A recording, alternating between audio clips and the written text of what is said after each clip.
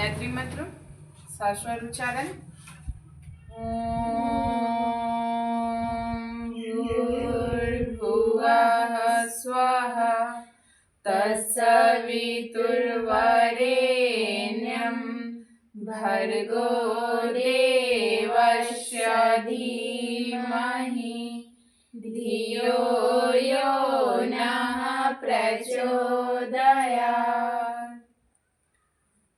चलिए, कल की क्लास में हम सभी पढ़े थे प्रकाश क्या है, प्रकाश स्रोत क्या होते हैं, प्रदीप्त वस्तुएं क्या है और अप्रदीप्त वस्तुएं क्या है। आज हम सभी पढ़ेंगे प्रकाश के प्रकीर्णन के बारे में। क्या पढ़ेंगे? प्रकाश के प्रकीर्णन। प्रकाश का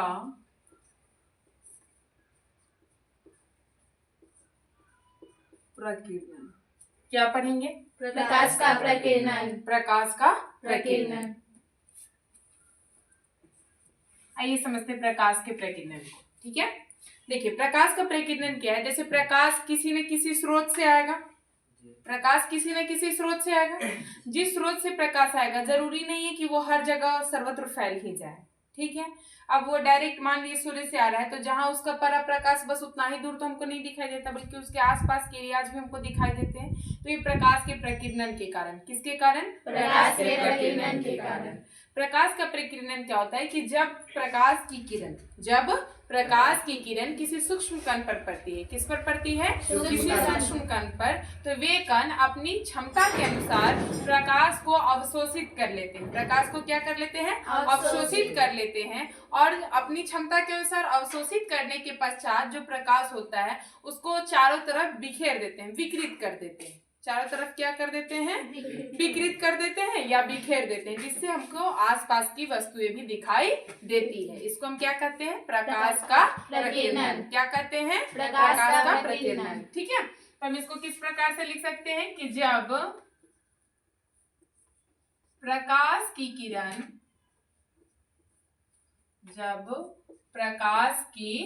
किरण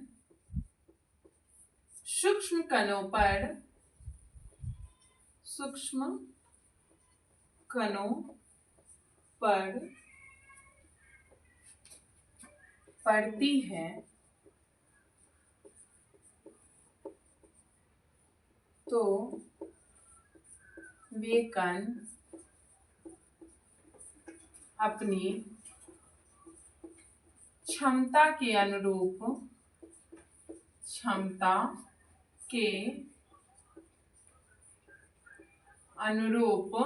प्रकाश को अवशोषित कर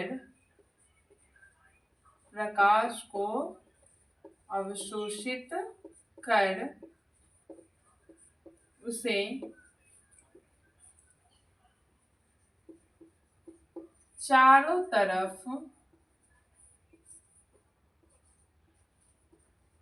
विकृत कर देते हैं। यह प्रक्रिया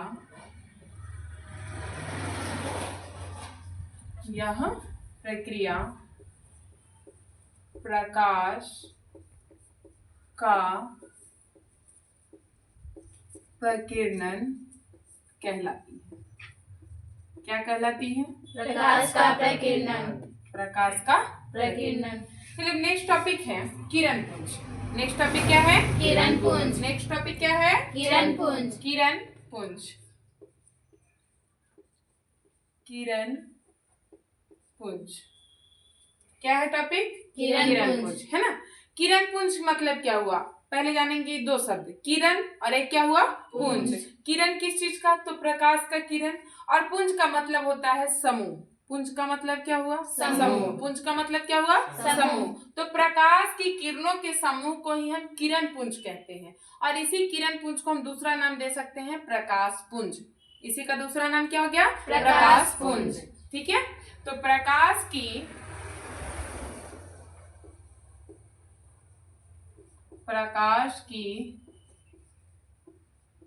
किरणों के समूह को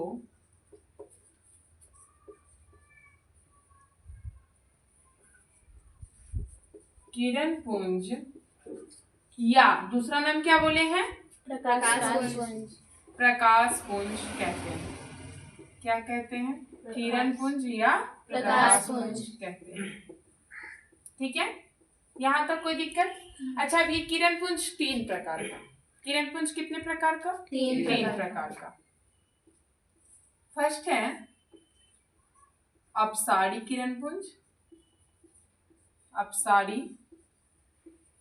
किरण पुंज, ठीक है। सेकेंड है समांतर किरण पुंज। समांतर किरण पुंज। और थर्ड है अभिसारी किरण पुंज। थर्ड क्या है? अभिसारी किरण पुंज। अब ध्यान दीजिए, पहला है अपसारी। पहले समझते हैं अपसारी को, है ना। अपसारी में क्या है कि जब आपका ये एक बिंदु से निकलकर चारों तरफ जब फैलती चली जाएगी ना, तो इसी को हम क्या कहेंगे? अपसारी किरण पुंज। क्या कहेंगे? अपसारी किरण पुंज। जब एक बिंदु स्रोत से निकलकर चारों तरफ फैलती चली जाएगी तो उसका हम क्या कहेंगे? अपसारी किरण पुंज। क्या कहेंगे? अपसारी किरण पुंज। याद रहेगा? उसको हम क्या कहेंगे? अपसारी किरण पुंज। ठीक है।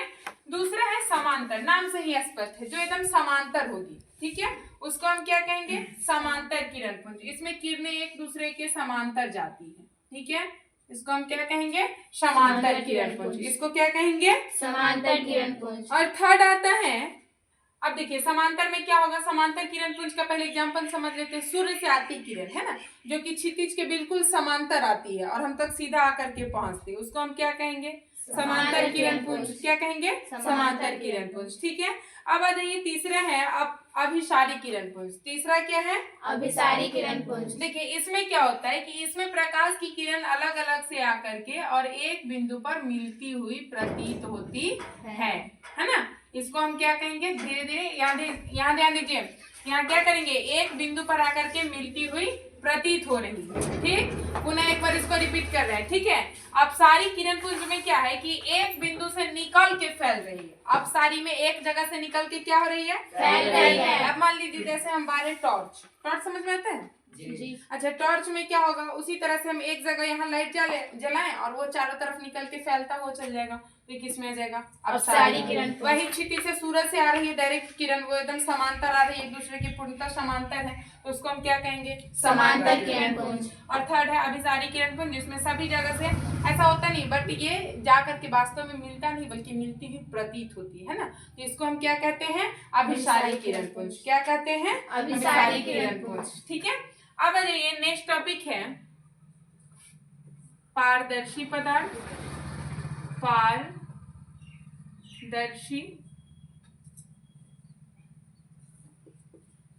पारभासी, पारभासी,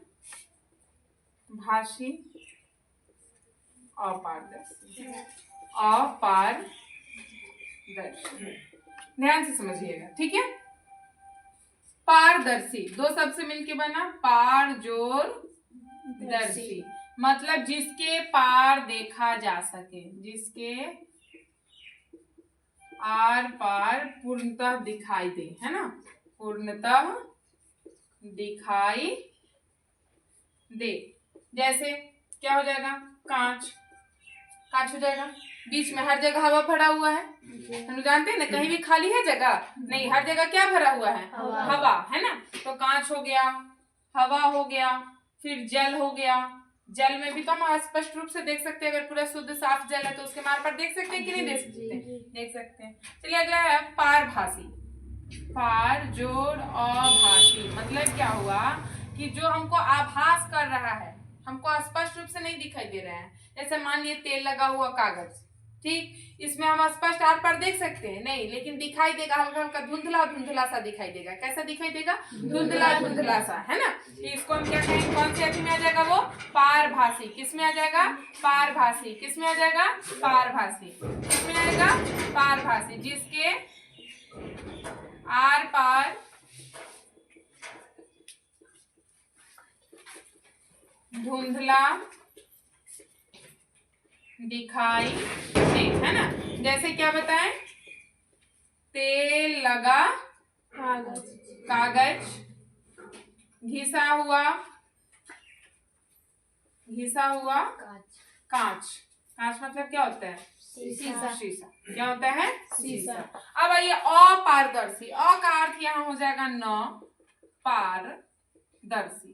अ का अर्थ कथी में बदल जाएगा? न में, है ना, जिसके आर पार हम नहीं देख सकते हैं। अभी दीवार है सामने या ये बोर्ड है, इसके आर पार हमको कुछ दिखाई दे रहा है कि हाँ इस दीवार के बाद क्या है, कुछ दिखाई दे रहा है, तो हम इसको क्या कहेंगे? अपारदर्शी। जिसके आर पार बिल्कुल भी ना दिखाई दे, जिसके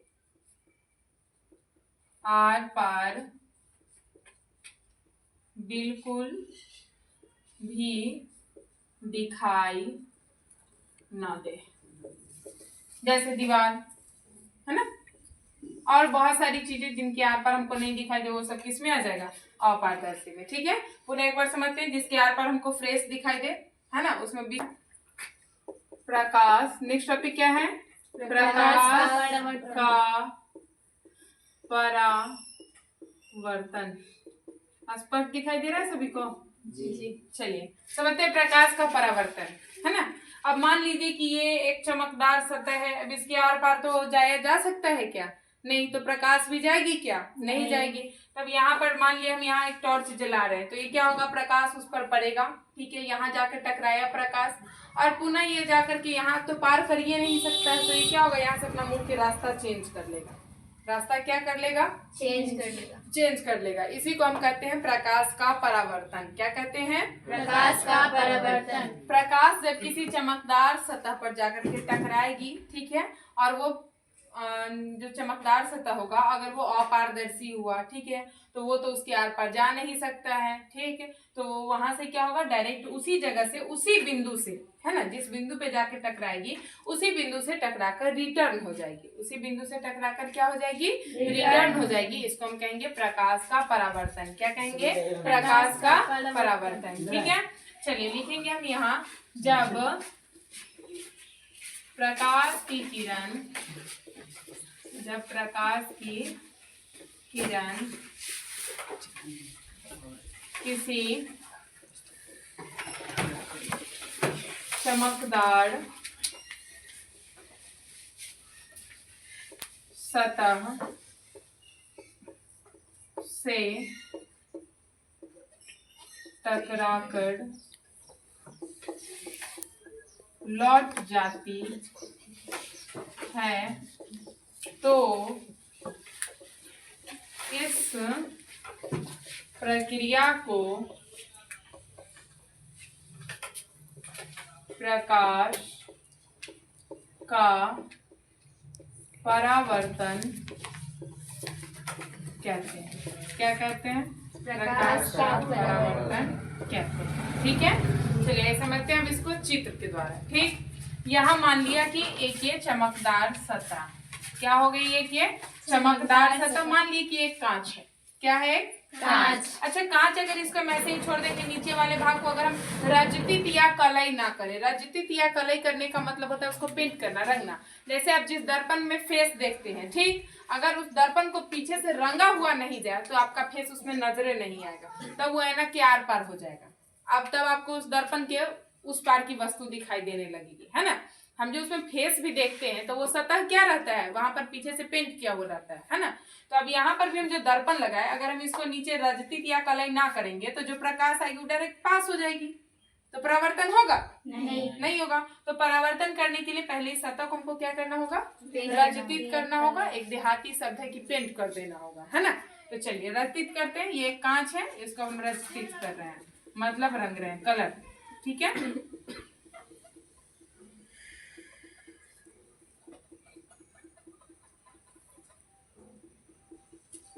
कोई दिक्कत? हो गया? क्या हो गया? एक समतल दर्पण, समतल दर्पण। कोई दिक्कत? अब यहाँ पर हम एक मान लिए सूरज या कोई भी प्रकाश स्रोत, तो यहाँ हम बना लिए चित्र किस चीज का? सूर्य का।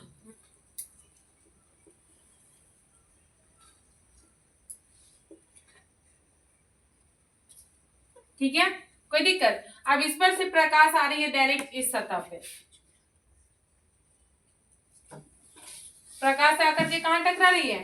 सतह पे। ठीक, ये प्रकाश की किरण आ रही है, तो आने वाली प्रकाश की किरण को हम आपतित किरण कहेंगे। आने वाली प्रकाश की किरण को क्या कहेंगे? आपतित किरण। क्या कहेंगे? आपतित किरण। आपतित किरण। किरण। ठीक है। अच्छा, और ये समतल दर्पण पर जिस बिंदु से आके टकरा रही है, सतह पे यहाँ टकरा रही है ना, तो इस बिंदु को हम कहेंगे आपतन बिंदु। कौन सा बिंदु कहेंगे? आपतन बिंदु।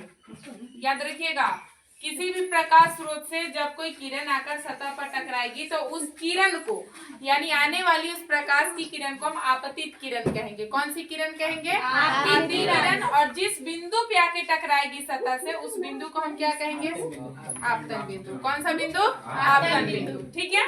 अब देखिए, अब तो यहाँ हम सतह बना दी कि पीछे से पेंट कर दिए हुए हैं। अरे पेंट किया हुआ है ना सतह पे। अब ये पेंट है इस सतह पे, तो ये क्या पार कर जाएगी किरण? नहीं कर सकता। तो जितना मतलब जिस रेखा में जिस सीध से चल के आया, बस वो उसी सीध में दूसरे दिशा में घूम जाएगा। ठीक है। यहाँ टकराया और यहाँ टकरा करके मुड़ गया, और टकरा करके मुड़ जाना मतलब ये अपना दिशा चेंज कर लिया, परावर्तित कर लिया अपने दिशा को, है ना। वो जा रहा था इधर नीचे की तरफ, और ये अभी इस बेचारे को यहाँ जाने का कोई रास्ता ही नहीं मिला, इसलिए वो टकरा करके ऊपर की ओर आ गया, फिर अपना दिशा चेंज कर लिया, दिशा परावर्तित कर लिया, और इसीलिए इस किरण को हम कौन सा किरण कहेंगे? परावर्तित किरण। कौन सा किरण? परावर्तित किरण। परावर्तित किरण। किरण।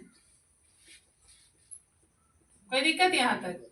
ये जाने वाली किरण को क्या नाम दिया गया? परावर्तित किरण। ठीक है। अच्छा, यहाँ एक बिंदु है आपतन बिंदु। कौन सा बिंदु? आपतन बिंदु। आपतन बिंदु पर से हम एक लंब खींचेंगे। लंब क्या होता है? जो 90 डिग्री के कोण में बांटे, है ना। अच्छा, अगर हम इस कोण को इधर कर देंगे तो क्या ये 90 डिग्री होगा? नहीं। तो पूरे इसको बीचों बीच और सीध में काटेंगे तब ना एक लंब हुआ, क्योंकि लंब का मतलब क्या होता है? कितने डिग्री में बांटना चाहिए? 90 डिग्री। तो चलिए यहाँ हम खींचते हैं डॉट के द्वारा एक लंब। क्या खींच रहे हैं? एक लंब खींचेंगे। ध्यान दीजिएगा सभी लोग बोर्ड पे। एक लंब खींचा गया। ठीक है। इस लंब को हम यहाँ हम आपतन बिंदु को O से संकेत कर दिए और यहाँ N से। कोई दिक्कत? और ये आपतन बिंदु पर एक हम लंब खींचे। क्या खींचे? लंब। तो हम इसको एक कहें अभिलंब। आपतन बिंदु पर खींचे गए लंब को हम अभिलंब कहते हैं। क्या कहेंगे? अभिलंब। क्या कहेंगे? अभिलंब। क्लियर? यहाँ तक समझने में कोई दिक्कत? अच्छा, जैसे हम ये अभिलंब खींच लिए, अब इधर एक कोई अलग कोण बन गया इतना दूर का। ठीक है। ये किरण आ रही थी, किरण आ रही है, और इधर हमारा अभिलंब है। यहाँ क्या है? एक अभिलंब खींच दिए। इसके बीच में कोई कोण का एंगल बन रहा है ना जी। तो जो ये बीच में जो यहाँ पर ये कोण बना, इस कोण को हम कहेंगे आपतन कोण। आपतित किरण और अभिलंब के बीच बनने वाले कोण को हम क्या कहेंगे? आपतन कोण। कौन सा कोण? आपतन कोण। आपतन कोण। और आपतन कोण का जो संकेत होता है वो कोण आई होता है। कौन सा कोण होता है?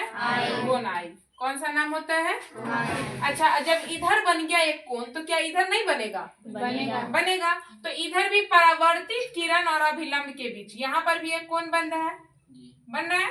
तो इस कोण को हम कहेंगे परावर्तन कोण। परावर्तित किरण के कारण से बनने के कारण इसका नाम क्या हो गया? परावर्तन कोण। कौन सा कोण? परावर्तन कोण। परावर्तन कोण। अच्छा, परावर्तन कोण को हम संकेत करेंगे R से, स्मॉल r। यहाँ स्मॉल आई हो गया आपतन कोण का, और परावर्तन कोण का क्या हो गया? Small r। ठीक है। तो अब यहाँ पर ध्यान दीजिए। अब यहाँ पर समझना क्या है, थोड़ा सा ध्यान से समझिए। इसी से परावर्तन का 2 नियम निकल जाएगा। ठीक। परावर्तन की याद रखिएगा हमेशा 2 नियम। कितने नियम परावर्तन के होते हैं? 2 याद रखिए। परावर्तन के मुख्यतः कितने नियम? 2 नियम। लिखेंगे हम यहाँ स्टार देकर। परावर्तन प्रकाश के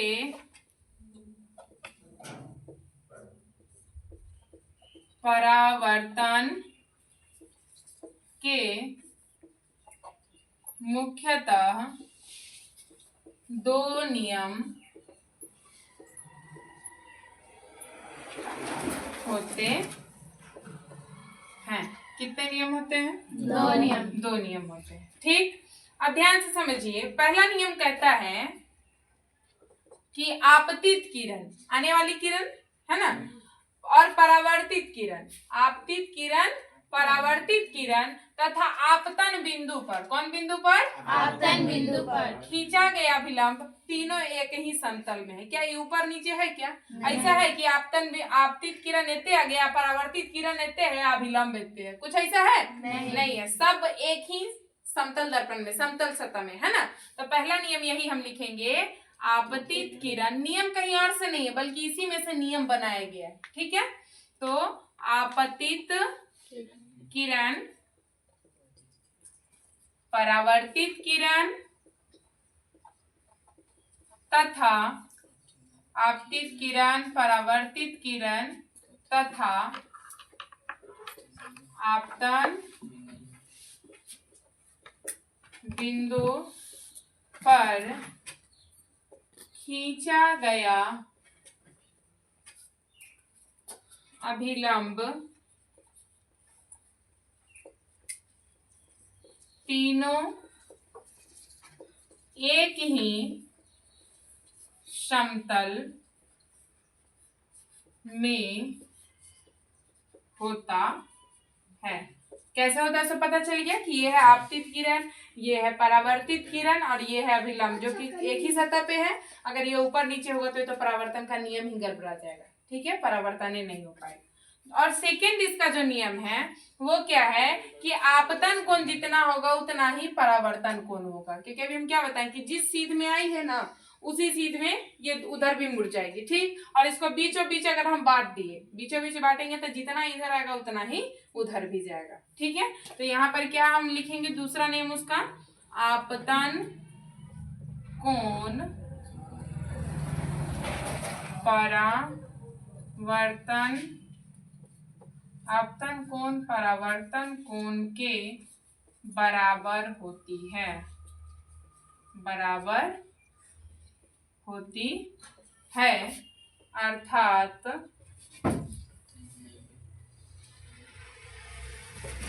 कोण आई बराबर कोण आर। ये जो एल की तरह है, बल्कि ये एल नहीं है, ये कोण का सिंबल है, मतलब कोण का चिन्ह। जैसे ये बराबर, बराबर का चिन्ह है ना, दो समांतर रेखा, यहाँ पे बराबर का चिन्ह है, उसी तरह ये क्या है, कोण का सिंबल यानी कोण का चिन्ह, ठीक है। इसके आगे का टॉपिक हम नेक्स्ट क्लास में पढ़ेंगे, ठीक है। जागिए ब्रज राज कुंवर, जागिए ब्रज राज कुंवर, कवल कुसुम फूले, कवल कुसुम फूले, कुमुद वृंद संकुचित भय, कुमुद वृंद संकुचित भय, भृंगलता भूले, भृंगलता भूले, तम चोर खगरोर सुनहु, तम चोर खगरोग सुनहु, बोलत बनिराई, बोलत बनिराई, राम भति को खरी कानी में, राम भति को खरी कानी में, बछरा हित भाई, बछड़ा हित धाई, विधु मलिन रवि प्रकाश, विधु मलिन रवि प्रकाश, गावत नर नारी, गावत नर नारी, सूर्य श्याम प्रातः उठो, सूर्य श्याम प्रातः उठो, अम्बुज कर धारी, अम्बुज कर धारी।